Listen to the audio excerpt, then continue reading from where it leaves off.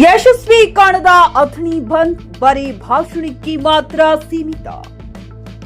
ಅಥಣಿ ಬಂದ್ಗೆ ಕರೆ ನೀಡಿದ್ದ ದಲಿತ ಪರ ಸಂಘಟನೆಗಳು ಅಥಣಿ ಬಂದ್ ಮಾಡಲು ವಿಫಲವಾಗಿದ್ದು ಯಾಕೆ ಅನ್ನೋ ಪ್ರಶ್ನೆ ನಗರದ ಜನರಲ್ಲಿ ಭಾರೀ ಕುತೂಹಲ ಮೂಡಿಸಿದೆ.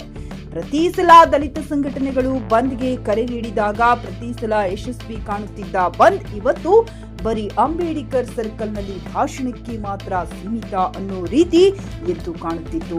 ಅಂಬೇಡ್ಕರ್ ಸರ್ಕಲ್ನಲ್ಲಿ ಜಮಾವಣೆಗೊಂಡ ದಲಿತ ಸಂಘಟನೆಯ ಮುಖಂಡರು ಭಾಷಣ ಮಾಡುತ್ತಿದ್ದರೆ ಅಲ್ಲಿ 100 ಮೀಟರ್ ಒಳಗಡೆ ಇದ್ದ ಎಲ್ಲ ಅಂಗಡಿ ವ್ಯಾಪಾರಿಗಳು ಅಂಗಡಿ ತೆರೆದು ವ್ಯಾಪಾರ ಮಾಡುತ್ತಿದ್ದು ಭಾರಿ ಚರ್ಚೆಗೆ ಗ್ರಾಸವಾಗಿದೆ. ಅದಲ್ಲದೆ ಮಧ್ಯದ ಅಂಗಡಿಗಳು ಫುಲ್ ಆಗಿದ್ದು ಜನರಲ್ಲಿ ಗೊಂದಲ ಉಂಟು ಮಾಡಿದೆ. ಇದಕ್ಕೆ ದಲಿತ ಸಂಘಟನೆಯಲ್ಲಿ ಬಿರುಕು ಮೂಡಿದೆಯಾ, ಇಲ್ಲ ಕೆಲವೊಂದು ದಲಿತ ಸಂಘಟನೆ ಮುಖಂಡರು ಭಾಗಿಯಾಗಿಲ್ಲ ಅನ್ನೋ ರೀತಿ ಕಾಣುತ್ತಿತ್ತು. Bharthesh Nidoni, GK news Kannada, Athani.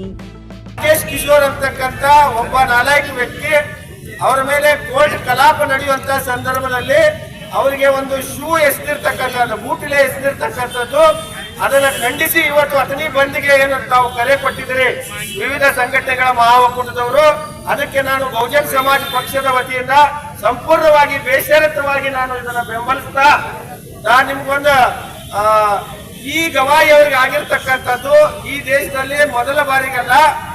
ಈ ಗವಾಯಿ ಅವರು ಸುಪ್ರೀಂ ಕೋರ್ಟ್ನ ಮುಖ್ಯ ನ್ಯಾಯಮೂರ್ತಿಗಳಾಗಿರೋದು. ಈ ಹಿಂದೆನೂ ಸಾಕಷ್ಟು ಜನ ಮುಖ್ಯ ನ್ಯಾಯಮೂರ್ತಿಗಳಾಗ್ಯಾರು, ಅವರಿಗೆ ಯಾರು ಶೂ ಎಸೆದಿಲ್ಲ.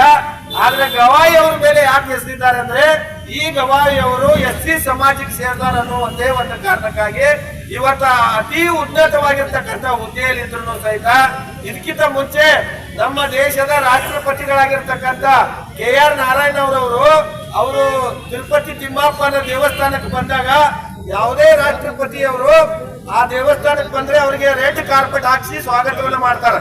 ಆದ್ರೆ ಆ KR ನಾರಾಯಣ ಅವರು ಇದ್ದಾಗ ಇವರೊಬ್ರು SC ಸಮಾಜದವರು ಅದಾರು ಅನ್ನೋ ಕಾರಣಕ್ಕೆ ಅವರಿಗೆ ರೆಡ್ ಕಾರ್ಪೆಟ್ ಹಾಕ್ಸಂಗಿಲ್ಲ.